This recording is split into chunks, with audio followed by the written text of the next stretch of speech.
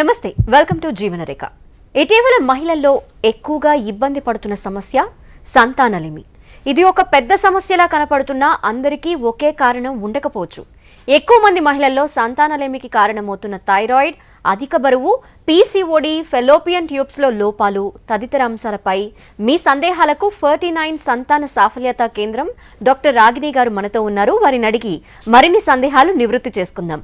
అలాగే మీ సందేహాలకు స్క్రీన్ పైన స్క్రోల్ అవుతున్న నెంబర్స్కి కాల్ చేసి నివృత్తి చేసుకోవచ్చు. నమస్తే డాక్టర్. నమస్తే అండి. ఎక్కువగా సంతానలేమికి ఇప్పుడు చెప్పిన రీజన్స్ వింటూనే ఉంటాం కామన్గా. అయితే ఇంకా తెలియని రీజన్స్ ఏమన్నా ఉన్నాయా? మగవాళ్లలో కావచ్చు, ఆడవాళ్లలో కావచ్చు.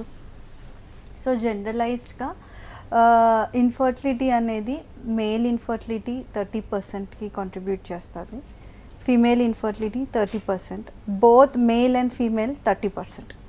ద రిమైనింగ్ 10% ఈజ్ అన్ఎక్స్ప్లెయిన్డ్ అనమాట.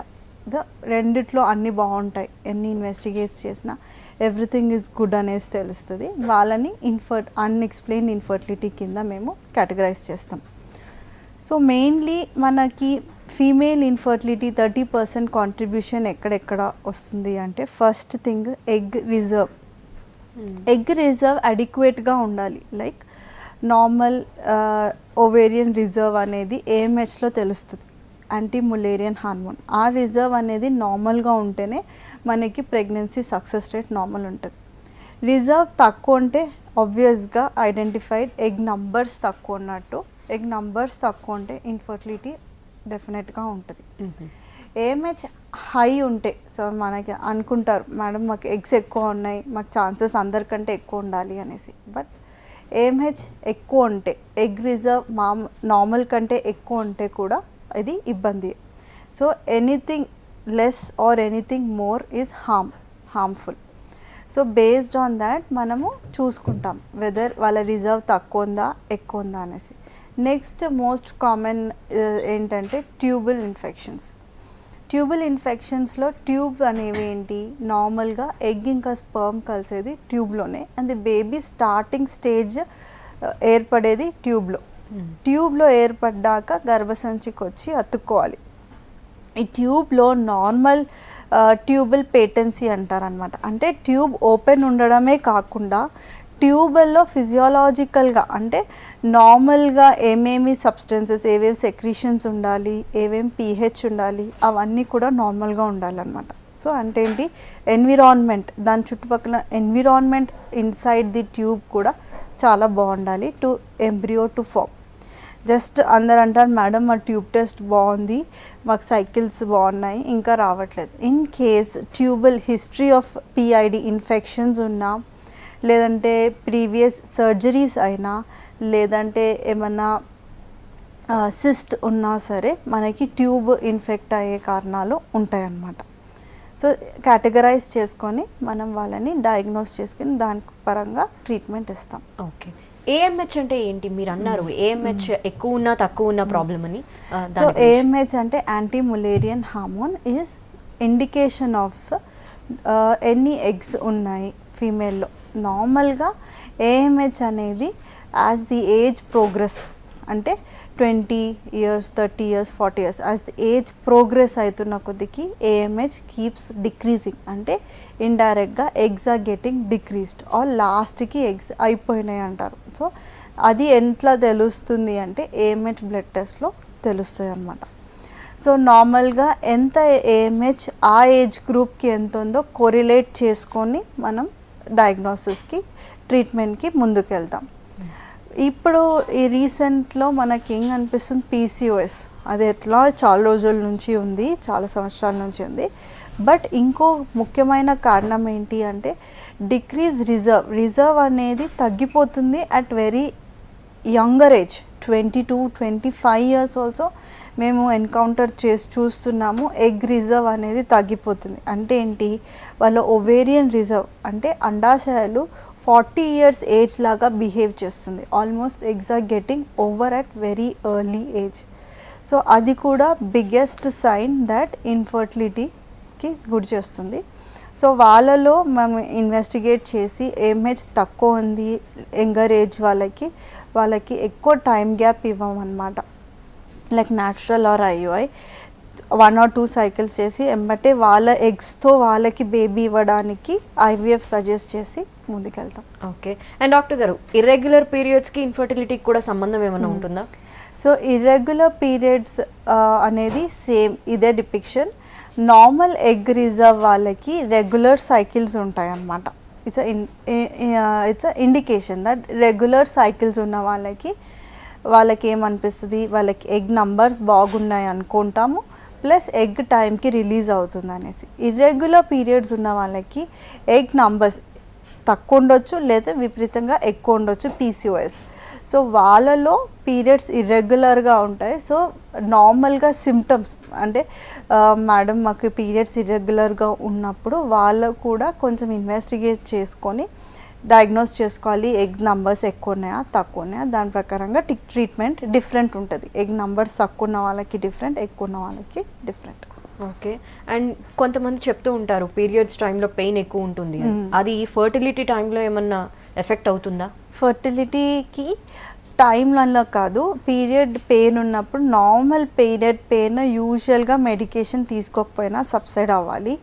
In case they need certain medication అంటే వాళ్ళకి మెడికేషన్ ఇచ్చాక అప్పటికి కూడా తగ్గట్లేదు, సివియర్గా వాళ్ళ లైఫ్ స్టైలే చేంజ్ అవుతుంది, వాళ్ళ డైలీ రొటీన్ యాక్టివిటీయే చేంజ్ అవుతుంది పీరియడ్ అప్పుడు అంటే it's a big sign that కొంచెం వాళ్ళకి ఎర్లీగా ప్రెగ్నెన్సీ ప్లాన్ చేసుకోవడం. ఎందుకు అంటే వాళ్ళలో అడినోమయోసిస్ ఆర్ ఎండోమెట్రియాటిక్ సిస్ట్ ఉండే అవకాశాలు కొద్దిగా ఎక్కువ.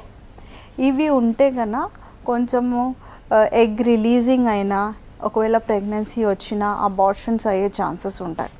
సో ఎర్లీ డయాగ్నోసిస్ వీళ్ళలో ఎందుకు వస్తుంది పీరియడ్ అన్నప్పుడు పెయిన్ అనేది డయాగ్నోస్ చేసుకుంటే మనకి బెటర్గా ట్రీట్మెంట్ త్వరగా అందించవచ్చు. ఒక కాలర్ ఉన్నారు డాక్టర్, సురేష్ కుమార్ నిజామాబాద్ నుండి. నమస్తే అండి. నమస్తే మేడం. ఎస్, మీ ప్రాబ్లం చెప్పండి డాక్టర్ గారికి. మేడం 1.5 years మ్యారేజ్ అయ్యి ఓకే ఇంకా సంతానం కాదు అని చెప్పి టెస్టింగ్ చేసుకున్నాం, మన నార్మల్ వచ్చింది. సురేష్ గారు మరొకసారి చెప్పరా?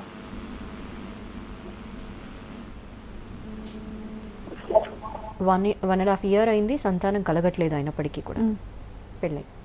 హలో సురేష్ గారు, చేసుకున్నాం, మన నార్మల్ వచ్చింది. కొద్దిగా గట్టిగా మాట్లాడండి. మీ ఏజ్ ఏంటి? ఏజ్ 28. 28. ఇప్పుడు ఇబ్బంది ఏంటి చెప్పండి. ఇబ్బంది అంటే ఇది అన్ని చేయించాం, రిపోర్ట్స్ నార్మల్ ఉన్నాయి. సో ఇంకా కన్ఫర్మ్ అవ్వలేదని ప్రెగ్నెన్సీ దాని గురించి. ఓకే, ట్యూబ్ టెస్ట్ అన్నీ చేసుకున్నారా? ఈక్వాలిటీ చేస్తున్నాము, ట్యూబ్ టెస్ట్ చేస్తున్నాము. ఇప్పుడు నాది మన పెయిన్ కోట్ 50 millions ఉంది. All right. సో చెప్పాను కదా, first 10% comes under unexplained infertility. అంటే ఎగ్ నంబర్స్ నార్మల్గా ఉంటాయి, ఎగ్ టైంకి రిలీజ్ అవుతుంది, ట్యూబ్స్ నార్మల్ ఉన్నాయి, సెమెన్ టెస్ట్ కూడా నార్మల్గా ఉంటే దెన్ ఇంకా ప్రెగ్నెన్సీ రాకపోతే అన్ఎక్స్ప్లెయిన్డ్ అంటాము. కానీ డెఫినెట్గా తరోగా ఇన్వెస్టిగేట్ చేస్తే ఏదో ఒక దగ్గర మనకి తెలుస్తుంది ప్రాబ్లం ఎక్కడో. Very less, 10% is very less అండి. So to categorize them as unexplain. ఇప్పుడు మీకు డెఫినెట్గా ఒకసారి సెమెన్ అనాలిసిస్ అనేది ఉంటుంది. దాంట్లో టోటల్ కౌంట్, మోటిలిటీ, ఇంకా నార్మల్ మార్ఫాలజీ ఇవి మనకి చాలా ముఖ్యం. వీటిలో ఏదైనా అబ్నార్మల్ ఉంటే కనుక మనకి ప్రెగ్నెన్సీ డిలే అవ్వచ్చు. సో ఒకసారి రిపీట్ సెమెన్ అనాలిసిస్, ఒకసారి వీర్య కణాల్ టెస్ట్ చేస్తే కనుక కొద్దిగా మనకి ఐడియా వస్తుంది వెదర్ మీకు న్యాచురల్గా నిజంగానే డిలే అవుతుందా లేదంటే వేరే ఏదన్నా కారణం ఉందా అనేసి. ఓకే, మరొక కాలర్ ఉన్నారు, లక్ష్మి జగిత్యాల నుండి. నమస్తే అండి. నమస్కారం మేడం. నమస్తే అండి, చెప్పండి. మరి జగిత్యాల మేడం, నాకు ఐయుఎస్ అయింది మేడం. ఇప్పుడు 3 months అయిపోయింది, March 1st అయింది మేడం. చెప్పండి. హలో, March 1st ఐయుఎస్ అయింది మేడం. అది ఫెయిల్ అయింది, అబార్షన్ అయింది. అయితే నాకు 1 kg ఉంది. అయినా మేడం ఓకే అవుతుంది అని చెప్పారు. మళ్ళీ ఎన్ని నెలలకు మేడం కలవచ్చు, మళ్ళీ నాకు అవుతుందా ఫస్ట్ టైం అబార్షన్ అయింది కదా, నెక్స్ట్ టైం అవుతుందా కాదా అని డౌట్ మేడం. ఓకే, ఇది చాలా వరకు చాలా మందికి ఉన్న డౌట్ ఇది. ఫస్ట్ ఐవీఎఫ్కి ఫస్ట్ ట్రాన్స్ఫర్కి ఫెయిల్ అయింది మేడం, నెక్స్ట్ ట్రాన్స్ఫర్ సక్సెస్ అవుతుందా అనేసి. సో బేసికల్గా ఒకటి గుర్తుపెట్టుకోవాలండి, మనము ఎగ్స్ అనేది బయటికి తీస్తున్నాము, బేబీస్ తయారు చేసేసి లోపల పెడతాము, అది కరెక్టే. కానీ మనము టెస్టింగ్, ఎంబ్రియో టెస్టింగ్ అని ప్రతి వాళ్ళకి చేయమండి. యంగ్ ఏజ్ ఉన్న వాళ్ళకి ప్రతి ఒక్క ఎంబ్రియో జెనెటికలీ కేపబుల్లా లేదా అని టెస్ట్ చేయము ఇనిషియల్గా. అయితే యంగ్ ఏజ్ వాళ్ళకి ఐవీఎఫ్కి వెళ్ళిన వాళ్ళు సర్టన్ ఇండికేషన్స్ ఉంటాయి, వాళ్ళకే మాత్రం డెఫినెట్గా పీజీటీఏ ఎంబ్రియో టెస్టింగ్ అనేది చేస్తాం. సో ఇప్పుడు మనం పెట్టే ఎంబ్రియోస్ ప్రతి ఒక్కటి కేపబుల్ ఉందా లేదా అనేది మనకి పెట్టినాకనే తెలుస్తుంది. ఎర్లీగానే మనం పెట్టేశాక డెఫినెట్గా కన్ఫర్మ్ అవుతుందంటే అది జెనెటికల్గా కేపబుల్ ఉంటేనే అది ప్రెగ్నెన్సీ టెస్ట్ పాజిటివ్ అయ్యి 9 months వరకు వెళ్తుంది. జెనెటిక్ టెస్టింగ్ జెనెటిక్ పరంగా అది అబ్నార్మల్గా ఉంది అనుకోండి, అది అతుక్కోదు, లేదంటే అతుక్కున్నా కూడా అబార్షన్ అయ్యే ఛాన్సెస్ ఉంటాయి. సో మనము డెఫినెట్గా మాకు సక్సెస్ ఇంకా ఇంప్రూవ్ కావాలి, ఇంకా బెటర్గా సక్సెస్ కావాలంటే జెనెటిక్ టెస్టింగ్ ఆఫ్ ది ఇంకా ఉన్న మిగతా ఎంబ్రియోస్ని జెనెటిక్ టెస్టింగ్ చేసి అవి జెనెటిక్ నార్మల్గా అయితేనే పెడితే మనకి ఇంకా కొంచెం బెటర్ సక్సెస్ ఉంటుంది. సో డెఫినెట్గా డోంట్ లూజ్ హోప్ అండి. ఐవీఎఫ్ ఒకేసారి కాదు, కాస్ట్ కొద్దిగా ఎక్కువ అయినా సరే ది సక్సెస్ అన్నిటికంటే కంపేర్ చేస్తే కొద్దిగా హయ్యర్. అండ్ జెనెటిక్ కేపబుల్గా లేని బేబీస్ పెరిగినా కూడా 11 weeksకి 12 weeks వరకు పెంచినా కూడా అంత నార్మల్గా వచ్చినా కూడా ఎన్టీ స్కాన్ అనేది ఉంటుంది అనమాట, ఎర్లీ టీఫా. దాంట్లో అబ్నార్మల్గా అని తెలిసినప్పుడు కూడా మనం తీసేయవలసిన అవకాశాలు ఉంటాయి. సో మనం ఒకటి ఏంటంటే ఎర్లీగానే అవంతకు అవే అబార్ట్ అయితే అది మనకే బెటర్గా, అంటిల్ ఇంకా లేటర్ ఆన్గా అది ఎన్టీ స్కాన్ వరకు వెళ్ళి అక్కర జెనెటిక్ టెస్టింగ్ మళ్ళీ అబ్నార్మల్ అయితే ఇంకా ట్రమాటిక్ ఉంటుంది.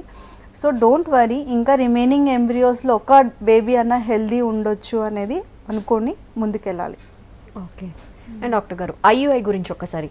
యా, ఐయుఐ ఏంటంటే intra uterine insemination.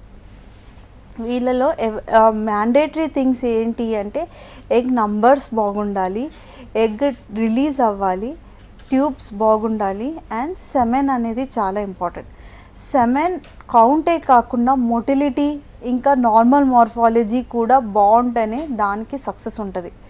In case కొంతమంది మేడం మా కౌంట్ బాగుంది కదా న్యాచురల్గా ట్రై చేస్తామంటాం, కానీ కౌంటే కాకుండా దాంట్లో సెమెన్ స్పర్మ్స్ అనేవి ఎన్ని బాగున్నాయి.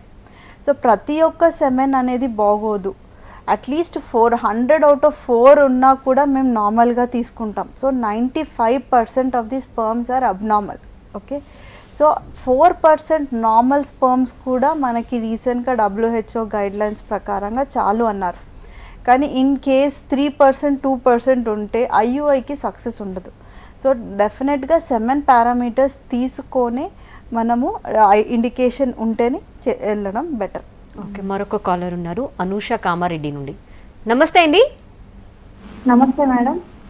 చెప్పండి మా. మేడం మా పెళ్ళై 2 years అవుతుంది మేడం, కానీ ఇంకా పిల్లలు లేరు మేడం. 3 years.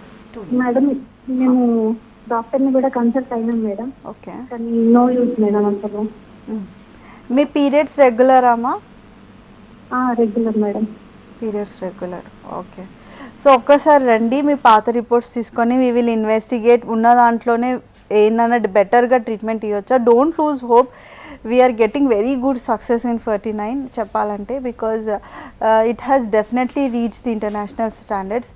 చాలామంది 5 years 6 years న్యాచురల్గా అయ్యే కన్సెప్షన్స్ కూడా ఉన్నాయి. సో ఒక్కసారి పాత రిపోర్ట్స్ చూస్తే we can diagnose where is the point, ఎక్కడ ఫోకస్ చేయాలి అది ఫోకస్ చేసి ప్రెగ్నెన్సీ ఇవ్వచ్చు. ఓకే, అయితే మగవాళ్ళలో స్మోకింగ్ చేసేవాళ్ళు, ఆల్కహాల్ తీసుకునే వాళ్ళు, వీళ్ళలో ఫర్టిలిటీకి ఏమైనా ఛాన్సెస్ తక్కువ ఉంటాయా? సో డెఫినెట్గా ఇన్ఫర్టిలిటీకి రీజన్స్ ఈ న్యాచురల్ లైఫ్ స్టైల్ చేంజెస్ ఉండడం వల్ల కూడా ఉంటాయి, డైరెక్ట్ కోరిలేషన్ ఉంది దానికి. ఫస్ట్ ఆఫ్ ఆల్ ఏం చేయకపోయినా మనం మామూలు ఎన్విరాన్మెంటల్ పొల్యూషనే it's causing so much of infertility. దాంతోపాటు ఆల్ ది స్టోర్డ్ ఫుడ్స్, దాంట్లో ప్రిజర్వేటివ్స్, దాంట్లో యూస్ చేసే ప్రిజర్వేటివ్స్ వల్ల డైరెక్ట్గా మనకు సెమెన్ కౌంట్ వాళ్ళకి తగ్గుతుంది. సెకండ్ థింగ్ ఏంటి అంటే ఇండస్ట్రియల్ ఫ్యాక్టరీలో ఉన్న వాళ్ళకి. థర్డ్ అంటే farmers are also getting affected because of the pesticides, వాళ్ళ పొలాలకు వేసే మందు. So everything everywhere is polluted.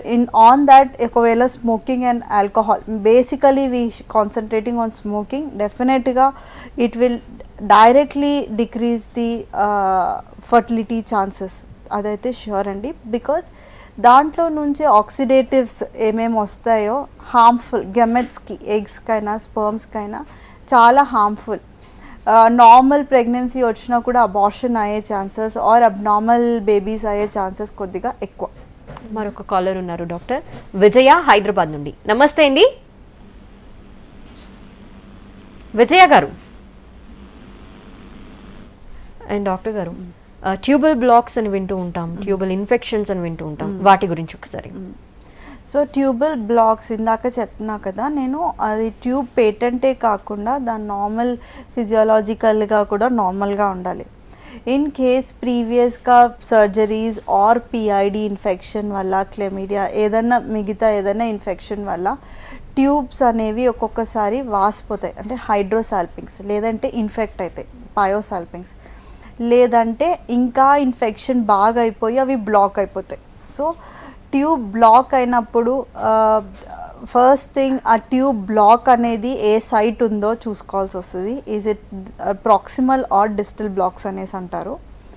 Proximal blocks కొద్ది వరకు కరెక్టబుల్ కాజెసే, కానీ ఇన్ కేస్ దానికి అసోసియేటెడ్గా డైలేట్ అయిందనుకోండి, బ్లాక్తో పాటు ట్యూబ్ డైలేట్ అయిందనుకోండి, దాన్ని రిపేర్ చేయడం చాలా అనవసరం. ఎందుకంటే వాటితో నార్మల్గా ప్రెగ్నెన్సీ రావడం కొద్దిగా ఇబ్బంది, ఎందుకంటే హైడ్రోసాల్పింగ్స్ ఉంది కాబట్టి. ఒకవేళ బై ఛాన్స్ స్పర్మ్ ఇంకా ఎగ్ కలిసినా కూడా ట్యూబల్ హైడ్రోసాల్పింగ్స్, ట్యూబల్ డ్యామేజ్ వల్ల ఎక్టోపిక్ అయ్యే ఛాన్సెస్ ఎక్కువ. ఎక్టోపిక్ అంటే ఏంటంటే నార్మల్గా బేబీ అనేది ట్యూబ్లో ఫామ్ అయ్యి గర్భసంచికి వచ్చి అతుక్కోవాలి. ఇన్ కేస్ ఆ ట్యూబ్లోనే ఉండిపోయింది అనుకోని ఆ బేబీ గర్భసంచిలో రాకుండా, దాన్ని ectopic pregnancy, tubal ectopic pregnancy అంటారు. అంటే బేబీ అనేది ట్యూబ్లోనే పెరిగిపోతుంటుంది అన్నమాట, గర్భసంచికి రాదు. అప్పుడు వెంటనే దాన్ని తీసేయాల్సి వస్తుంది, ఎందుకంటే ట్యూబ్కి అంత కెపాసిటీ లేదు బేబీని పెంచడానికి. లేదంటే వాళ్ళకి చాలా షాక్లోకి వెళ్ళిపోయే ఛాన్సెస్ ఉంటాయి. సో ట్యూబల్ రిపేర్స్ అనేవి చాలా చూసుకొని కావాల్సిన కేసెస్లోనే చేయాల్సి వస్తుంది. అందరూ ట్యూబల్ రిపేర్స్కి ఇండికేషన్ కాదు. ఓకే, మరొక కాలర్ డాక్టర్ గారు దివ్య. నమస్తే అండి దివ్య గారు. హలో. ఓకే, అండ్ ఇంకొక కాలర్ డాక్టర్ గారు స్వప్న గారు. నమస్తే అండి. నమస్తే మేడం. నమస్తే అండి, చెప్పండి. మేడం, నాకు ఆల్రెడీ ఫస్ట్ ప్రెగ్నెన్సీ అయ్యి 4 years బేబీ ఉంది.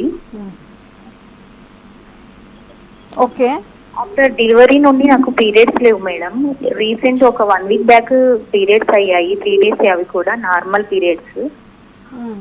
బేబీ డైలీ 1 ప్యాడ్ అంతే యూజ్ చేశాను. అయితే నార్మల్ గా ఏంటంటే నాకు ప్రెగ్నెన్సీలో థైరాయిడ్ పాజిటివ్ వచ్చింది. నార్మల్ గా మెడిసిన్ యూజ్ చేశాను. బేబీ ఏజ్ ఏంటండి? ఇప్పుడు 4 years అండి. ఓకే. సో 4 years నుంచి మీకు బ్లీడింగ్ లేదంటున్నారా? అవును మేడం. అంటే రీసెంట్ గా నేను మామూలుగా చెక్ చేయించుకుందామని ఇంకా కోవిడ్ టైం అని వెళ్ళలేదు. అంతకుముందు చూపించుకుంటే అసిడిటీ ప్రాబ్లం ఉంది, బేబీ ఫీడింగ్ తీసుకోవడం వల్ల కావట్లేదు పీరియడ్స్ అని చెప్పారు. మోస్ట్ కామన్ ఏంటంటే బేబీ ఫీడింగ్ ఇవ్వకూడదండి. 4 years వరకు feeding is not advised. Feeding ఇచ్చినందుకు డిలే అయింది పీరియడ్స్ ఉంటుంది, అది నార్మల్ లాక్టేషనల్ అమనూరియా అంటారు. సో బేబీకి డెఫినెట్గా స్టాప్ చేసి చూసుకుంటే బెటర్ అండి. ఓకే. అండ్ థైరాయిడ్ సమస్య ఉన్న వాళ్ళకు కూడా ఎక్కువగా వింటూ ఉంటాము సంతానలేమి ప్రాబ్లం అవుతుంది అని. Thyroid, it can be hypothyroid or hyperthyroid based on the thyroid values ని దాని ప్రకారంగా ట్రీట్మెంట్ ఇస్తాము. డెఫినెట్గా థైరాయిడ్ వల్ల పీరియడ్స్ అనేది డిలే అవ్వచ్చు, ఆర్ పీరియడ్స్ నార్మల్గా వచ్చినా కూడా ఎక్కువ బ్లీడింగ్ అయ్యే ఛాన్సెస్ ఉంటాయి. సో నార్మల్గా దాని కరెక్షన్ అంటే దానికి కావాల్సిన హార్మోన్ టాబ్లెట్ స్టార్ట్ చేస్తే థైరాయిడ్ నార్మల్కి వచ్చేస్తుంది. ఇన్ కేస్ థైరాయిడ్ నార్మల్కి వచ్చినా కూడా అబార్షన్స్ అయ్యే ఛాన్సెస్ ఉంటే ఇంకా యాంటీ టీపీఓస్ అనేసి యాంటీబాడీస్ అగేన్స్ట్ థైరాయిడ్ హార్మోన్ ఉంటాయి, అవి టెస్ట్ చేసుకొని దానికి కావాల్సిన ట్రీట్మెంట్ స్టార్ట్ చేయాల్సి వస్తుంది. సో బేసికల్గా థైరాయిడ్ అనేది కరెక్టబుల్ ఉంటాయి, చాలా మటుకు ట్రీట్మెంట్ ఇచ్చాగానే కరెక్షన్స్ అయిపోతాయి. ఇన్ కేస్ దాంతో పాటు ఇస్తే కొంచెం ఇంకా వేరే ఇన్వెస్టిగేషన్స్ చేయాల్సిన అవసరం ఉంటుంది. అండ్ చాలా మందిలో అంటే కంటిన్యూస్గా అబార్షన్స్ అవుతున్నాయి అని చెప్తూ ఉంటారు. వాళ్ళలో ఎందుకు మేజర్గా అలా అబార్షన్స్ అవుతూ ఉంటాయి, లేదంటే తర్వాత కూడా వాళ్ళు ట్రై చేయొచ్చు అంటారా ఇంకొకసారి? ఓకే, సో బేసికల్గా abortions more than 2 or 3 abortions కన్సిక్యూటివ్గా అవుతే డెఫినెట్గా వాళ్ళకి ఇన్వెస్టిగేషన్స్ అవసరం. ఫస్ట్ థింగ్ ఏంటంటే age of the couple is more important. Elderly age వాళ్ళకి అబార్షన్స్ అయ్యే ఛాన్సెస్ ఎక్కువ. అబార్షన్స్ అవుతున్నాయి అంటే ఇన్వెస్టిగేషన్స్ చేసుకోవాలి ఎక్కడ ప్రాబ్లం అనేసి. మోస్ట్ కామన్ ఏంటి అంటే క్రోమోజోమల్ అనామలీస్, ఒకవేళ జెనెటికల్గా కేపబుల్ లేని బేబీస్ అబార్ట్ అయిపోతాయి. మిగతా వేరే రీజన్స్ ఏంటి అంటే ఒకవేళ బేబీ వచ్చి గర్భసంచిలో అతుక్కున్నా కూడా ఒకవేళ గర్భసంచి నార్మల్గా లేదు, లేదంటే సెప్టమ్ లాగా ఉంది అంటే అడ్డుగా గోడలాగా ఉంది, లేదా 2 గర్భసంచులు అట్లా ఉంటే మాత్రాన, లేదంటే ఫైబ్రాయిడ్స్ ఉంటే వాటి వల్ల ఏమన్నా క్యావిటీ డిస్టార్ట్ అయినప్పుడు అబార్షన్స్ అయ్యేవి ఛాన్సెస్ ఉంటాయి అన్నమాట. సో తరోగా ఇన్వెస్టిగేషన్ చేసుకొని ఇవన్నీ లేకపోయినా లేదు అంటే కపుల్ జెనెటిక్ టెస్టింగ్ కూడా చేస్తాము. క్యారియోటైపింగ్ ఆఫ్ ది కపుల్, వీళ్ళలో ఏమన్నా జెనెటిక్ పరంగా బేబీకి వస్తున్నాయా, దానివల్ల ఏమన్నా అబార్షన్స్ అవుతున్నాయా, వాళ్ళు ఏమైనా క్యారియర్స్ అనేది టెస్ట్ చేసి ముందుకెళ్తాం అన్నమాట. ఓకే, మరొక కాలర్ ఉన్నారు, లక్ష్మి. నమస్తే అండి. నమస్కారం మేడం. సమస్య గురించి చెప్పండి మేడం. ఐయుఎఫ్ అయిన తర్వాత ఇప్పుడు 39 ఇయర్స్ ఉన్నాయి. కొంచెం నాకు పీరియడ్స్ ప్రాబ్లం ఉన్నది మేడం, అసలు రావట్లేదు.